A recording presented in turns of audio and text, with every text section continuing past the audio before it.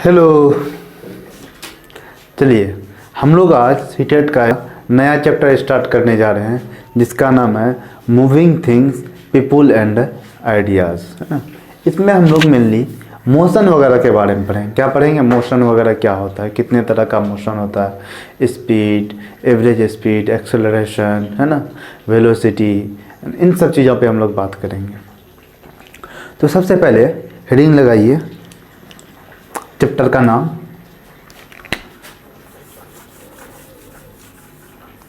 कौन सा चैप्टर है?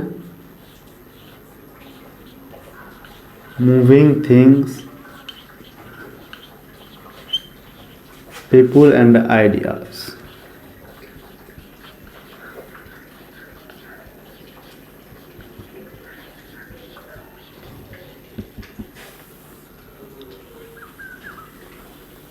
जी है ना।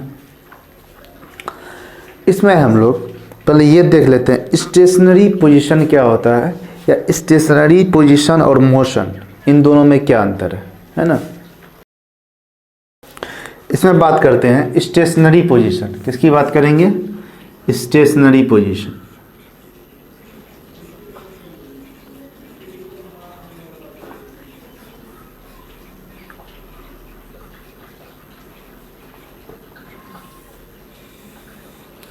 स्टेशनरी पोजीशन का सिंपल मतलब होता है कोई भी ऑब्जेक्ट, है ना, कोई भी बॉडी, कोई भी ऑब्जेक्ट जब रेस्ट में हो उसको क्या बोलेंगे? उसके पोजीशन को। ये अभी स्टेशनरी पोजीशन में।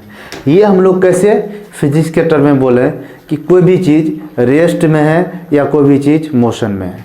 देखिए किसी भी ऑब्जेक्ट का, है ना, किसी भी ऑब्जेक्ट का अगर पोजीशन टाइम के साथ वेरी नहीं कर रहा है ना, टाइम के साथ उसका पोजीशन वेरी नहीं कर रहा है, टाइम के साथ उसका पोजीशन नहीं बदल रहा है, तो बोलेंगे वो ऑब्जेक्ट क्या है? रेस्ट में है, या जो उसका जो पोजीशन है वो स्टेशनरी पोजीशन है। इसी का उल्टा अगर किसी भी ऑब्जेक्ट का, है ना, पोजीशन टाइम के साथ वेरी कर रहा है ना, टाइम के साथ उसका पोजीशन भी बदल रहा है, तो बोलेंगे कि वो जो ऑब्जेक्ट है वो क्या, किस में आ गया? मोशन में आ गया। किस में आ गया? मोशन में। चलिए इसमें लिख लीजिए स्टेशनरी पोजीशन में when position of object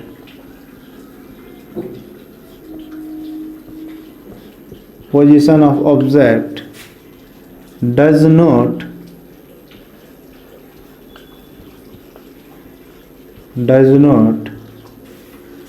change with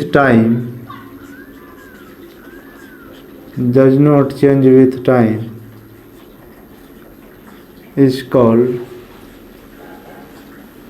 its stationary position।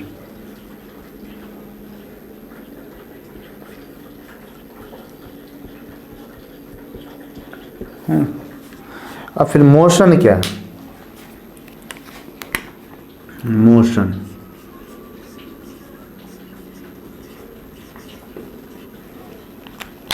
है ना, when an object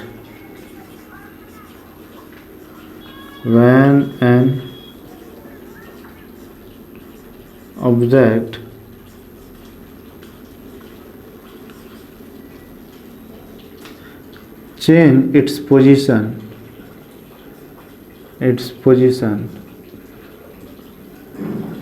with respect to time is called motion।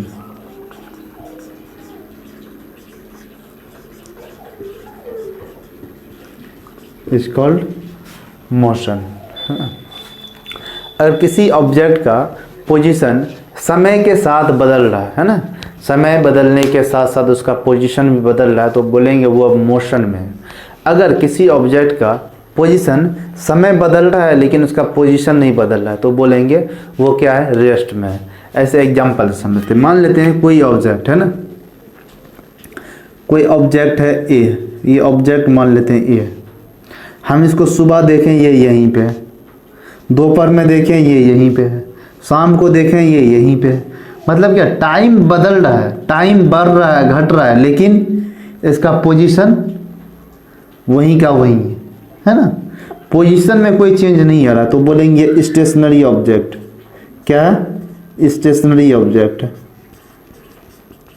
वहीं कोई ऑब्जेक्ट है, मान लेते हैं बी है कोई दूसरा ऑब्जेक्ट, इसको हम 7 बजे देखते हैं यहाँ पे है, थोड़ी देर बाद देखते हैं यहाँ पे आ गया, फिर थोड़ी देर बाद देखते हैं यहाँ पे कहीं आ गया। इसका मतलब समय बदलने के साथ साथ इसका पोजीशन भी बदल रहा है ना। तो इसको बोल देंगे क्या, अभी ये मोशन में आ गया। ओके, कोई डाउट है ना? अच्छा, एक पॉइंट और लिख लीजिए, ये रेस्ट और मोशन जो होता है ना, ये रिलेटिव टर्म है। कैसा टर्म है? रिलेटिव टर्म है। ये डिपेंड करता है आप कौन से फ्रेम ऑफ रेफरेंस से उस मोशन को ऑब्जर्व कर रहे हैं। एक ही चीज़ है ना, एक ही चीज़ रेस्ट में भी हो सकता है, एक ही चीज़ मोशन, वही सेम चीज़ मोशन में भी हो सकता है। ये डिपेंड करता है आप ऑब्जर्वर कहाँ पे है ना, आप कहाँ से उस चीज़ के मोशन को ऑब्जर्व कर रहे हैं, है ना, इस बात पे। जैसे इसको समझिए, मान लीजिए ट्रेन पे 2 आदमी बैठा हुआ है ना, ए और बी। एक का नाम ए है, एक का नाम बी है, दोनों ट्रेन पे बैठे हुए हैं। ए बी के रिस्पेक्ट में किस पे, मोशन में है या रेस्ट में? बिल्कुल रेस्ट में। उसका पोजीशन स्टेशनरी है, क्योंकि जब ए बी को देख रहा है तो बी का कोई मोशन नहीं हो रहा है, वो भी सब पास में बैठा हुआ है। तो इसका मतलब जो है बी का जो पोजीशन है वो क्या है, स्टेशनरी पोजीशन है। किसके रिस्पेक्ट में? ए के रिस्पेक्ट में, है ना। ए जब देख रहा है बी क्या है, रेस्ट में। वही जब कोई बाहर से कोई आदमी देख ले बी को, ट्रेन के बाहर से, और ट्रेन चल रही है, उसे क्या दिखेगा? उसे दिखेगा बी जो है अब मोशन में है, बी जो है किस में है, मोशन में है। तो ये डिपेंड करता है कि आप ऑब्जर्व कहाँ से कर रहे हैं ना। तो इसलिए बोलते हैं rest and motion are relative term. Rest and motion are relative term. Next point लिख लीजिए, rest and motion are relative term.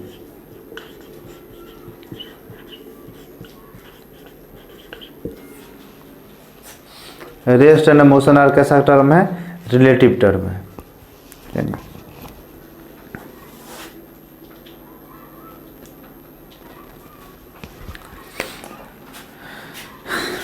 इसको रिलेटिव टर्म में क्यों बोलते हैं, है ना, क्योंकि it depends on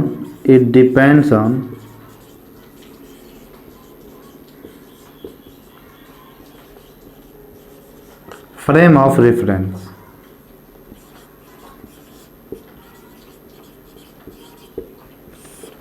frame of reference मतलब क्या हो गया? ये फ्रेम ऑफ रेफरेंस का क्या मतलब हो गया? आप किस फ्रेम से ऑब्जर्व कर रहे हैं, आप कहाँ से उस ऑब्जेक्ट को देख रहे हैं ना, उसी को बोलते हैं फ्रेम ऑफ रेफरेंस। मतलब कहाँ से ऑब्जर्व कर रहे हैं, कहाँ से देख रहे हैं, सिंपल में।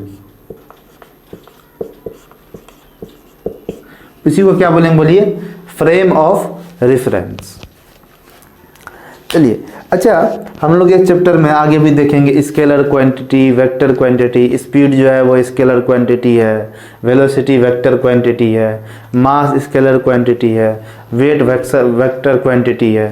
तो ये स्केलर क्या होता है, वेक्टर क्या होता है, इस चीज़ को समझते हैं,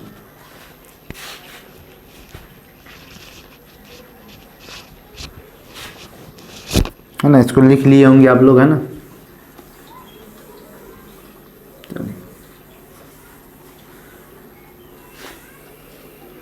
अब हेडिंग लगाइए, scalar quantity and vector quantity, है ना। सबसे पहले हम लोग देखते हैं स्केलर क्वांटिटी क्या होता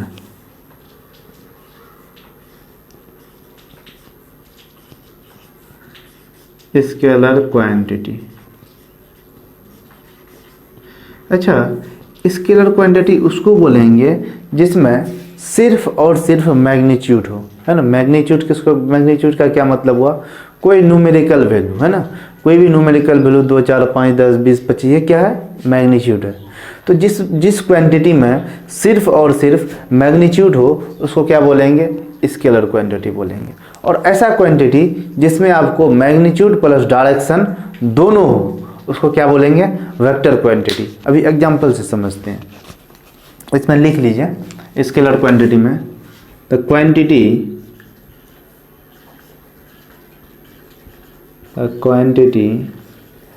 which has only magnitude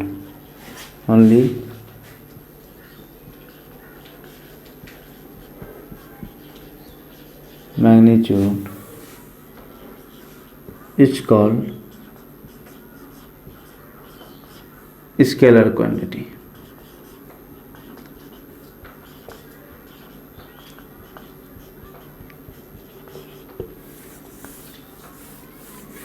है ना। जैसे आप एक ऐसे समझिए, आपको हम बोल दें 2 किलोमीटर चलिए, है ना। 2 किलोमीटर चलना है आपको। मैंने ये नहीं बोला किधर चलना, लेफ्ट चलना है, राइट चलना है, ईस्ट चलना है, वेस्ट चलना है, नॉर्थ साउथ, किसी डायरेक्शन की बात नहीं कर रहे हैं, सिर्फ मैग्नीट्यूड बोल रहे हैं, सिर्फ जो न्यूमेरिकल वैल्यू है वो बोल रहे हैं। आपको 2 किलोमीटर पैदल चलना है ना। 2 किलोमीटर किधर चलना है, डायरेक्शन की बात कर रहे हैं, नहीं कर रहे हैं। तो इसका मतलब ये जो स्पीड होता है, स्पीड जो है वो कैसा क्वांटिटी है, स्केलर क्वांटिटी है, क्योंकि इसमें सिर्फ और सिर्फ हम लोग किसकी बात करते हैं, मैग्नीट्यूड की। वहीं अगर आपको हम ये बोल दें आपको 2 किलोमीटर पूरब की ओर चलना है, 2 किलोमीटर पूरब की ओर चलना है, तो इसका मतलब क्या हो गया, अब डायरेक्शन भी आ गया। मैग्नीट्यूड तो है, ये जो 2 जो है ये मैग्नीट्यूड है। मैग्नीट्यूड के साथ साथ अब हम डायरेक्शन की भी बात कर रहे हैं। जब मैग्नीट्यूड और डायरेक्शन दोनों की बात की जाए तब उसको बोलते हैं वेक्टर क्वांटिटी। जैसे कि वेलोसिटी है ना, वेलोसिटी क्या है, एक वेक्टर क्वांटिटी है ना। जैसे आपको ये बोल दें डिस्टेंस की बात करें, दूरी जो होता है ना, बोलते हैं 5 मीटर। 5 मीटर क्या, सिर्फ मैग्नीट्यूड पता चल रहा है। 5 मीटर, हम तो ये तो नहीं बोल रहे हैं किधर चलना है 5 मीटर। तो ये जो है ये स्केलर क्वांटिटी है, डिस्टेंस स्केलर क्वांटिटी। यूँ ही बोलते हैं 5 मीटर नॉर्थ, 5 मीटर किधर चलना है, नॉर्थ चलना है। तो ये अब हमको डायरेक्शन मिल गया। मतलब 5 मीटर अगर नॉर्थ चलना है तो मतलब इसमें मैग्नीट्यूड भी है 5 और डायरेक्शन भी है नॉर्थ। मैग्नीट्यूड प्लस डायरेक्शन दोनों आ गया तो ये कैसा क्वांटिटी हो जाएगा, वेक्टर क्वांटिटी। जैसे डिस्प्लेसमेंट, डिस्प्लेसमेंट एक वेक्टर क्वांटिटी है, डिस्टेंस एक स्केलर क्वांटिटी है। स्पीड है ना, 2 किलोमीटर पर सेकेंड के रफ्तार से चलिए, किधर चलिए कुछ नहीं पता है, सिर्फ ये पता है 2 किलोमीटर पर सेकेंड के रफ्तार से चलना है। तो ये जो है ये स्केलर क्वांटिटी है। वहीं 2 किलोमीटर पर सेकेंड आपको साउथ चलना है। तो अब हम डायरेक्ट मैग्नीट्यूड के साथ साथ हम डायरेक्शन का भी जिक्र कर रहे हैं। तो ये जो क्वांटिटी होगा ये एक वेक्टर क्वांटिटी होगा। कैसा क्वांटिटी होगा, वेक्टर क्वांटिटी होगा। चलिए वही चीज लिखें, द क्वांटिटी, वैसा क्वांटिटी विच है जिसमें only magnitude, which has only magnitude, जिसमें सिर्फ और सिर्फ मैग्नीट्यूड का जिक्र हो, उसको क्या बोलते हैं, बोलिए स्केलर क्वांटिटी। क्या बोलते हैं, स्केलर क्वांटिटी। जैसे इसका एग्जांपल ले लीजिए, एग्जांपल डिस्टेंस, डिस्टेंस एक स्केलर क्वांटिटी है। स्पीड स्केलर क्वांटिटी है। मास स्केलर क्वांटिटी है। टाइम स्केलर क्वांटिटी है। देखिए एक्सेट्रा, मतलब ढेर सारा, जिसमें सिर्फ और सिर्फ मैग्नीट्यूड पता चले, डायरेक्शन का कोई लेना देना नहीं। समय कितना हो, 10 बजा, क्या ये बोलते हैं 10 उत्तर की तरफ बजा, 10 पूरब की तरफ बजा, ऐसा बोलते हैं क्या, नहीं ना। तो मतलब हम लोग सिर्फ मैग्नीट्यूड का बात करें, यहाँ पर डायरेक्शन का कोई जिक्र नहीं है। तो ये कैसा क्वांटिटी है, स्केलर क्वांटिटी है। अब इसी का उल्टा वेक्टर क्वांटिटी, अब हेडिंग लगाइए vector quantity. Vector quantity, vector किसको बोलेंगे, वेक्टर क्वांटिटी किसको बोलेंगे, है ना। The quantity, the quantity which has only which has both magnitude and direction, magnitude and direction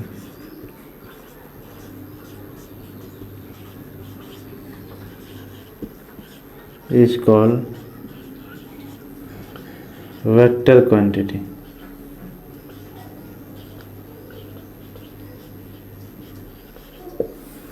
vector quantity है ना। एग्जांपल डिस्प्लेसमेंट, डिस्प्लेसमेंट एक कैसा क्वांटिटी है, वेक्टर क्वांटिटी है।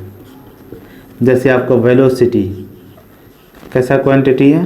वेक्टर क्वांटिटी है ना। वेट कैसा क्वांटिटी है? वेक्टर क्वांटिटी है। फोर्स कैसा क्वांटिटी है? वेक्टर क्वांटिटी है, एक्सेट्रा, है ना। तो ये सब क्वांटिटी में आपको मैग्नीट्यूड के साथ साथ डायरेक्शन भी पता चलता है ना, जिसमें दोनों हो। सिंपल सा याद रखना है, सिर्फ मैग्नीट्यूड हो तो स्केलर क्वांटिटी है, मैग्नीट्यूड प्लस डायरेक्शन दोनों हो तो क्या है? ये वेक्टर क्वांटिटी है। चलिए इसको नोट कर लीजिए, फिर आगे बताते हैं।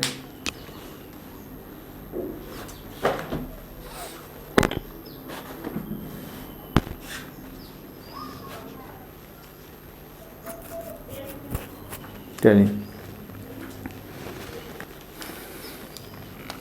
एक पॉइंट लिख लीजिए यहाँ पे,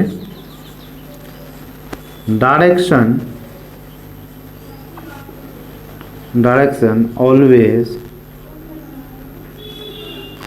always carries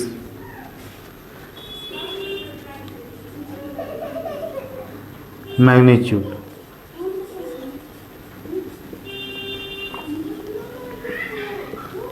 While magnitude may or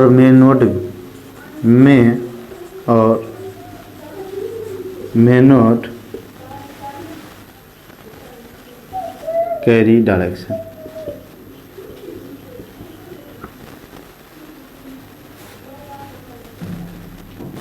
या यहाँ लिख लीजिए, ऐसे हैव लिख लीजिए। Direction always have magnitude, while magnitude may और मे नॉट हैव डायरेक्शन।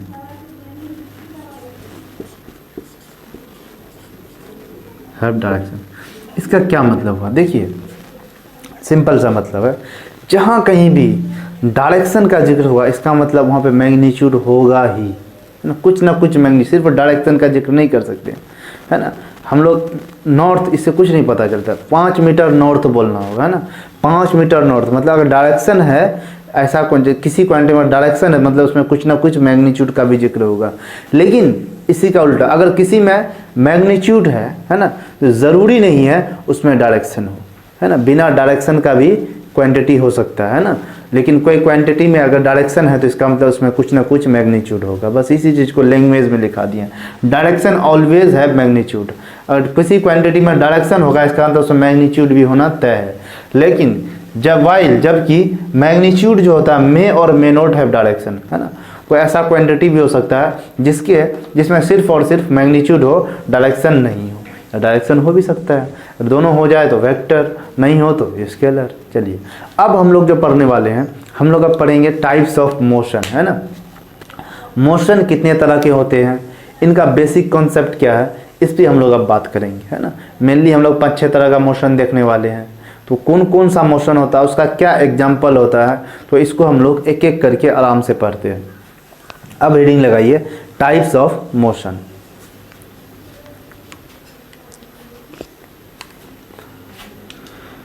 इसको नोट कर लीजिए पॉज करके। चलिए अब हेडिंग लगे types of motion.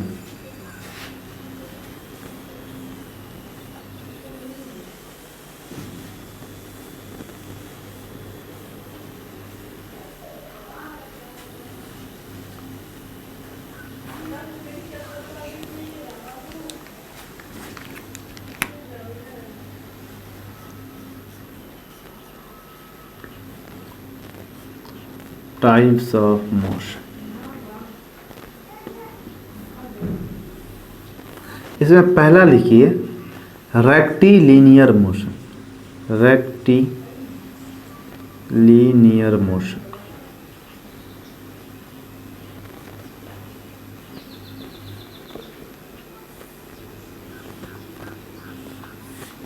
Rectilinear motion. देखिए ऐसा मोशन जो बिल्कुल स्ट्रेट लाइन में हो, किस में हो? स्ट्रेट लाइन में, तो उस मोशन को क्या बोलते हैं? Rectilinear motion. अच्छा आप लोग अगर 10th 9th में पढ़े होंगे रे ऑप्टिक्स चैप्टर, उसमें आप लोग ये पढ़े होंगे रेक्टिलिनियर प्रोपेगेशन ऑफ लाइट, है ना। तो वहाँ पे लाइट जब पढ़ा रहे थे, तो रे जब पढ़ा रहे थे, रे और बीम ऑफ लाइट, तो वो बिल्कुल स्ट्रेट लाइन में ट्रेवल करता है। किस में चलता है? स्ट्रेट लाइन में। तो इसलिए उसको बोलते हैं रेक्टिलिनियर प्रोपेगेशन ऑफ लाइट, है ना। Light propagates in straight line. उसी तरह रेक्टिलिनियर मोशन का क्या मतलब होगा? ऐसा मोशन जो बिल्कुल स्ट्रेट लाइन में हो, वैसे मोशन को क्या बोलेंगे? Rectilinear motion. चलिए इसमें लिख लीजिए, इसमें लिख लीजिए in rectilinear motion, in rectilinear motion, rectilinear motion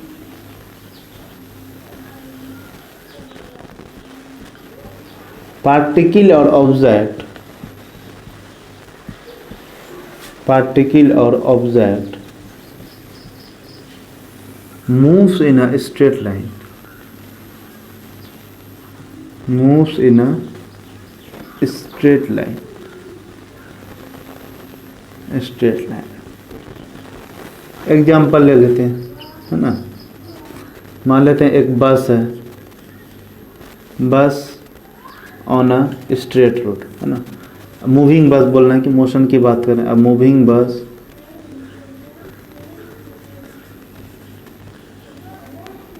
on a straight road,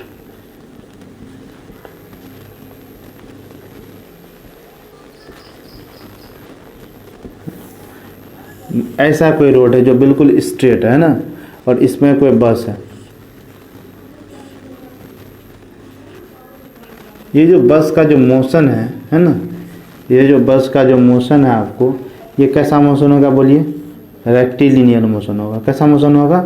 rectilinear motion होगा। वो इसलिए क्योंकि ये जो बस मूव कर रहा है बिल्कुल स्ट्रेट रोड में मूव कर रहा है, ये बिल्कुल स्ट्रेट रोड पे मूव कर रहा है, तो इसलिए इस मोशन को क्या बोलेंगे? Rectilinear motion. अब दूसरा मोशन देखिए क्या है। दूसरा मोशन होता है सर्कुलर मोशन। कैसा मोशन होता है? Circular motion.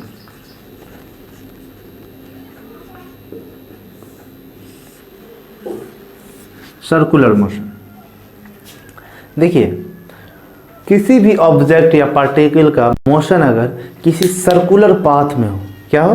सर्कुलर पाथ में हो, तो उसका जो मोशन होगा, उस मोशन को बोलेंगे सर्कुलर मोशन। क्या बोलेंगे? सर बिल्कुल सिंपल है ना, नाम से ही आप मोशन को बता सकते हैं।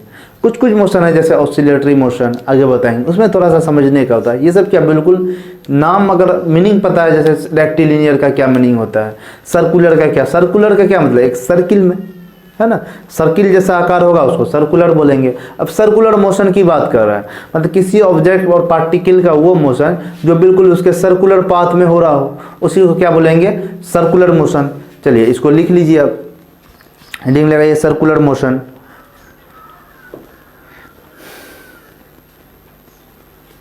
इसमें देखिए when an object, when an object,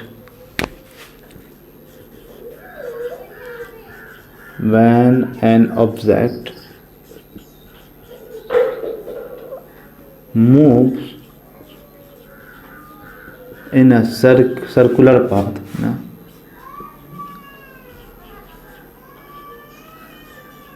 circular path, then motion is called circular motion।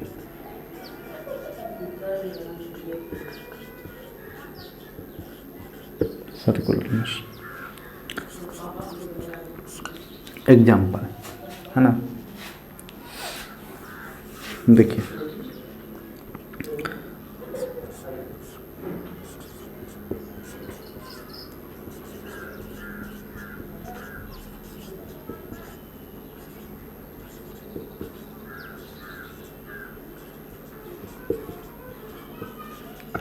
जैसे कोई बाइक है जो आपको सर्कुलर ट्रैक में मोशन कर रहा है। दूसरा एग्जांपल और लिख लीजिए, motion of earth around sun. अच्छा ऐसे देखिए, यहाँ पे कहीं सन होगा, ये क्या सन है, और इसके चारों तरफ अर्थ रिवॉल्व करता है ना, ये अर्थ, ये क्या है सन है, ये क्या है अर्थ। अब ये जो अर्थ का जो मोशन है ये कैसा मोशन है, सर्कुलर मोशन है। कैसा मोशन है, सर्कुलर मोशन है। तो motion of earth around sun ये किसका एग्जांपल होगा, बोलिए रेक्टिलिनियर मोशन या सर्कुलर मोशन, सर्कुलर मोशन का एग्जांपल होगा। तो इसको ध्यान में रखना है। किसी भी चीज़ का मोशन अगर सर्कुलर पाथ में हो रहा है, सर्कुलर ट्रैक में हो रहा है, तो उसके मोशन को क्या बोलेंगे, सर्कुलर मोशन। दो तरह का मोशन देख चुके हैं, इसको नोट कीजिए अच्छे से।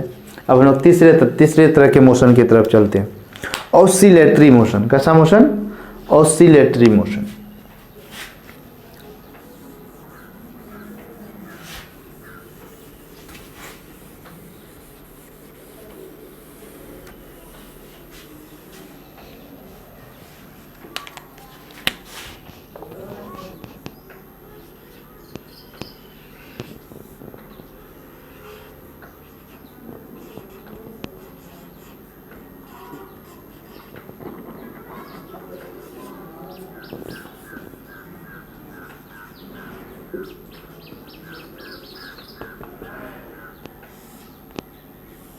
Oscillatory motion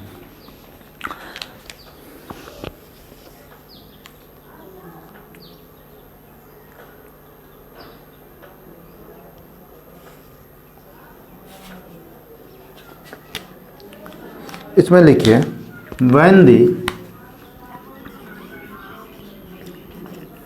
when the motion of particle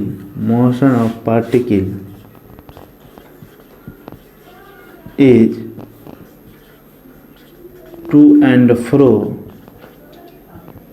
इसी को बोलते हैं बैक एंड फोर्थ, और देखे लिख लीजिए, और back and fourth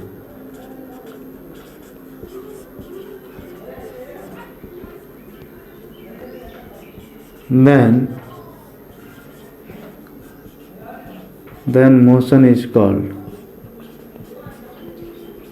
oscillatory motion.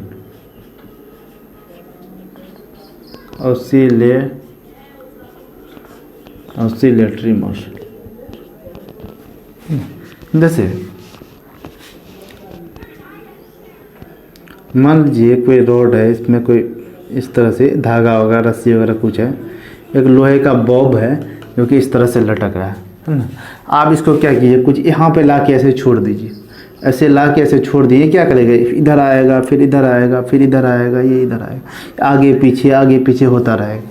तो इस तरह के मोशन को बोलते हैं टू एंड फ्रो मोशन। क्या बोलते हैं, to and fro motion, back and forth motion, आगे पीछे हो रहा है। तो इस तरह के मोशन को क्या बोलेंगे, ऑसिलेटरी मोशन,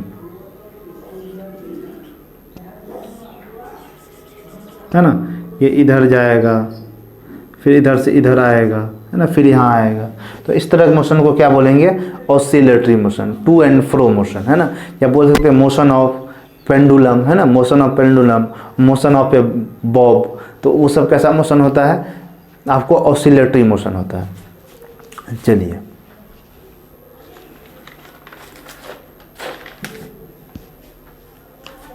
अब चौथा तरह का मोशन पढ़ते हैं हम लोग, रोलिंग मोशन। कैसा मोशन पढ़ेंगे, रोलिंग मोशन।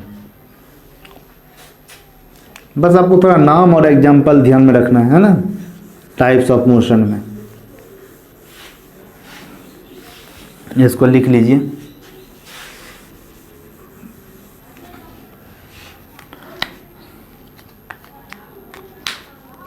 रोलिंग मोशन, है ना। चार में कौन सा मोशन होगा, बोलिए, रोलिंग मोशन।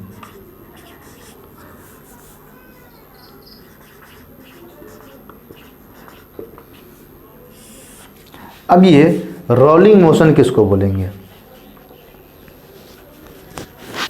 देखिए रोलिंग मोशन में आप ध्यान रख सकते हैं rotation plus translation. Rotation plus translation को ही क्या बोलते हैं, रोलिंग मोशन। अब ये रोटेशनल मोशन क्या होता है, ट्रांसलेशन मोशन क्या होता है। देखिए जैसे मान लेते हैं ये पेन है ना, ये पेन है, ये इस तरह से घूम रहा है, यहीं पे घूम रहा है, इसका भी पोजीशन चेंज नहीं रहा है। ये जो हो रहा है ये रोलिंग हो रहा है। क्या हो रहा है, रोलिंग हो रहा है। अब ये रोलिंग होते होते आगे बढ़ रहा है ना। ऐसे समझिए, ऐसे ऐसे मूव करते करते, है ना, ऐसे इस तरह से रोलिंग भी हो रहा है और ट्रांसलेट भी हो रहा है, रोलिंग भी हो रहा है और ट्रांसलेशन भी हो रहा है। मतलब मोशन करते करते, रोल करते करते आगे बढ़ रहा है, पीछे बढ़ रहा है। तो इस तरह के मोशन को क्या बोलेंगे? इस तरह के मोशन को क्या बोलेंगे? Rolling motion. मतलब रोटेशन भी हो रहा है, जैसे इस तरह से बिल्कुल ये रोटेट कर रहा है, रोटेशन हो रहा है, साथ साथ पोजीशन भी चेंज कर रहा है रोटेट करते करते। तो रोटेट करते करते जो पोजीशन चेंज हो रहा है तो उसको बोलते हैं रोलिंग मोशन। रोलिंग मोशन में आप ये ध्यान रख सकते हैं, rotation plus translation, rotation plus translation, है ना। इसमें लिख लीजिए rolling motion, rolling motion is the combination of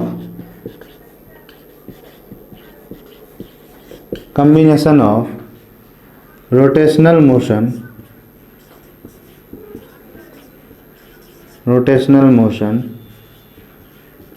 plus translational motion, combination of rotational motion and translational motion, translational motion. इसका एग्जांपल लिख लीजिए, moving of wheels in a vehicle, किसी भी बस, ट्रक, साइकिल, मोटरसाइकिल, इनमें जो चक्का जो घूमता है ये कैसा मोशन करता है? रोलिंग मोशन करता है, क्योंकि वो घूमता भी है साथ साथ अपना पोजीशन भी चेंज करता है। उसमें क्या होता है? रोटेशन भी होता है, रोटेशन के साथ साथ ट्रांसलेशन भी होता है ना। तो इस मोशन को क्या बोलते हैं हम लोग? Rolling motion. चलिए अब हम लोग नेक्स्ट मोशन की तरफ चलते हैं, पीरियोडिक मोशन। कैसा motion? Periodic motion, 5th number में। चलिए इसको लिख लीजिए,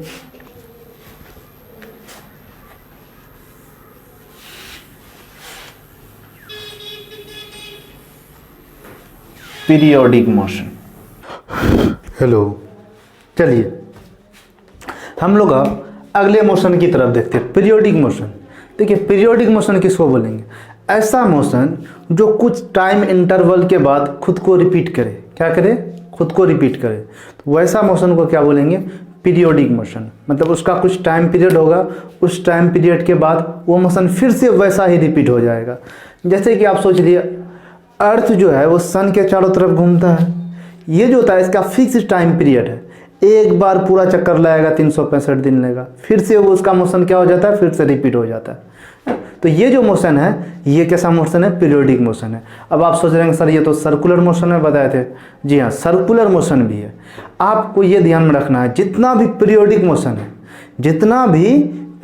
मोशन है वो या तो सर्कुलर मोशन होगा या ऑसिलेटिंग मोशन होगा। लेकिन जितना भी ऑसिलेटिंग मोशन है या सर्कुलर मोशन है वो सारा का सारा पीरियोडिक होगा, ये ज़रूरी नहीं है ना।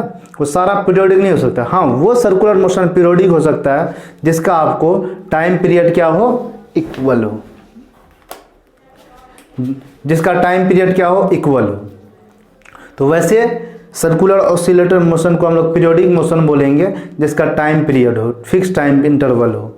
चलिए देखिए वही periodic motion, the motion which repeat itself after certain interval of time is called periodic motion. वो मोशन जो अपने मोशन को फिर से कुछ टाइम इंटरवल के बाद रिपीट करता है उसको बोलते हैं periodic motion. For example motion of earth around the sun, है ना। All circular and oscillatory motions are not periodic. सारा सर्कुलर और ऑसिलेटिंग मोशन पीरियोडिक नहीं है, लेकिन all periodic motion are either circular motion और ऑसिलेटिंग मोशन। और जितना भी पीरियोडिक मोशन है वो सब का सब या तो सर्कुलर मोशन है या ऑसिलेटिंग मोशन है। चलिए एक पढ़ लेते हैं रैंडम मोशन, 6 टाइप का। हम लोग अभी तक 5 तरह का मोशन के बारे में देख चुके हैं।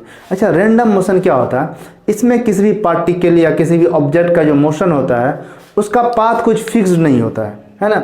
इरेगुलर पाथ होता है, आर्बिट्रेरी पाथ होता है, मतलब डिफरेंट डायरेक्शन में वो मूव करता है, कुछ फिक्स डायरेक्शन नहीं होता। तो ऐसे मोशन को हम लोग क्या बोलते हैं? बोलिए। ऐसे मोशन को हम लोग बोलते हैं random motion. The motion in which body changes its position changes direction in arbitrary manner. Arbitrary manner मतलब क्या? इरेगुलर, मतलब irregular. There is no any fix direction, इसमें कोई भी डायरेक्शन फिक्स नहीं होता है। जैसे आप इसको क्या बोलते हैं, ऐसे मोशन को रैंडम मोशन। इसका एग्जांपल देख लीजिए, मोशन ऑफ मॉस्क्विटोज, जैसे मच्छर वगैरह जो उड़ता है, इसका कुछ भी कभी सर्कुलर, कभी इस डायरेक्शन, कभी उस डायरेक्शन, कभी ऊपर, कभी नीचे, तो मतलब इरेगुलर डायरेक्शन में, आर्बिट्रेरी डायरेक्शन है इनका।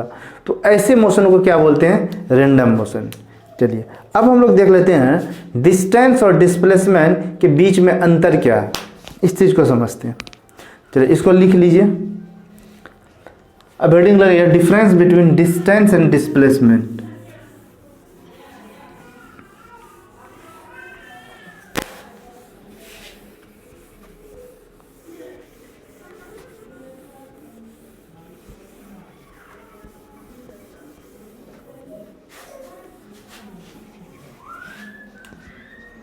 क्वेश्चन लिखिए,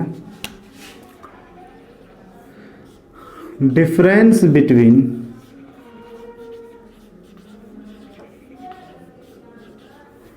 डिस्टेंस एंड डिस्प्लेसमेंट।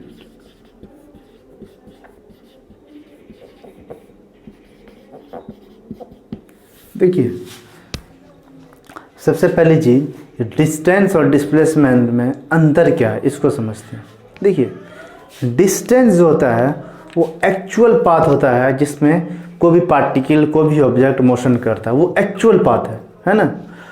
और डिस्प्लेसमेंट जो होता है वो shortest distance between initial and final position, है ना। डिस्प्लेसमेंट वो शॉर्टेस्ट डिस्टेंस को बोलेंगे। सपोज कर लेते हैं कोई पार्टिकल है ना, कोई पार्टिकल, ये दो पॉइंट है, उसको इस पॉइंट से इस पॉइंट पे आना है, तो इस पॉइंट से इस पॉइंट में वो ऐसे ऐसे ऐसे ऐसे करके भी आ सकता है, अलग अलग डायरेक्शन के थ्रू आ सकता है। तो ये जो अलग अलग हम लोग पाथ देख रहे हैं, ये सब डिस्टेंस है। क्या? डिस्टेंस है, एक्चुअल पाथ है।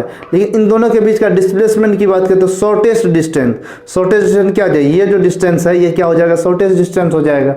जब शॉर्टेस्ट डिस्टेंस की बात करें तो मतलब डिस्प्लेसमेंट की बात करें। जब एक्चुअल पाथ, जितना वो दूरी वास्तव में तय कर रहा है, उसकी बात करें तो हम लोग डिस्टेंस की बात कर रहे हैं, ठीक है। तो डिस्टेंस जो होता है वो आपको जनरली ग्रेटर देन डिस्प्लेसमेंट हो सकता है, डिस्प्लेसमेंट होता है, या फिर डिस्टेंस और डिस्प्लेसमेंट बराबर भी हो सकता है। उस केस में बराबर होगा जब पार्टिकल जो है बिल्कुल स्ट्रेट लाइन में ट्रेवल करिएगा। सपोज कर लीजिए इसी डायरेक्शन में कोई पार्टिकल ट्रेवल किया, तो डिस्टेंस और डिस्प्लेसमेंट दोनों का क्या होगा? इस केस में बराबर होगा। चलिए इसको अब हम लोग लिख लेते हैं। सबसे पहला चीज है ना, यहाँ इस तरह कॉलम बना देते हैं, डिस्टेंस और इधर क्या लिखा है? डिस्प्लेसमेंट।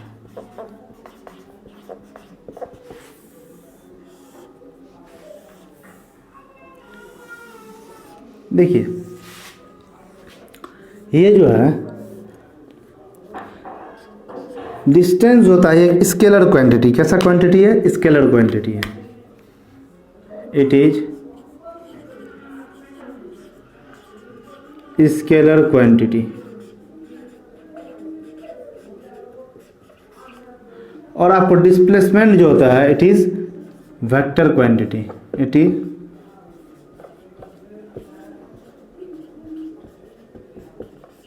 इज कैसा क्वांटिटी है? Vector quantity. डिस्टेंस आपका स्केलर क्वांटिटी है, डिस्प्लेसमेंट आपका कैसा क्वांटिटी है? वेक्टर क्वांटिटी है। और देखिए डिस्टेंस जो होता है it is actual path between two points. और इसका क्या होगा बोलिए? It is shortest path between two points. Okay, ठीक है। और तीसरा अंतर, डिस्टेंस होता है ये हमेशा पॉजिटिव होता है। डिस्टेंस क्या होता है? It is always positive. और डिस्प्लेसमेंट जो होता है ये पॉजिटिव हो सकता है, नेगेटिव हो सकता है, ज़ीरो भी हो सकता है। इट कैन बी पॉजिटिव या फिर निगेटिव, पॉजिटिव हो सकता है, निगेटिव हो सकता है और ज़ीरो भी हो सकता है। ठीक है, ये तीनों डिफरेंस ध्यान में रखना है। अच्छा, इससे अब वीडियो थोड़ा लंबा हो जाएगा, इसलिए वीडियो कहीं पे एंड करते हैं। हम लोग अगले लेक्चर में इससे आगे का चीज़ देखेंगे, है ना। फिर स्पीड, एक्सेलरेशन, वेलोसिटी, इन सब चीज़ों पे बात करेंगे और थोड़ा सा डिस्टेंस और डिस्प्लेसमेंट को भी कुछ अलग तरीके से समझ लेंगे। चलिए ठीक है, फिर मिलते हैं हम लोग अब अगले वीडियो में।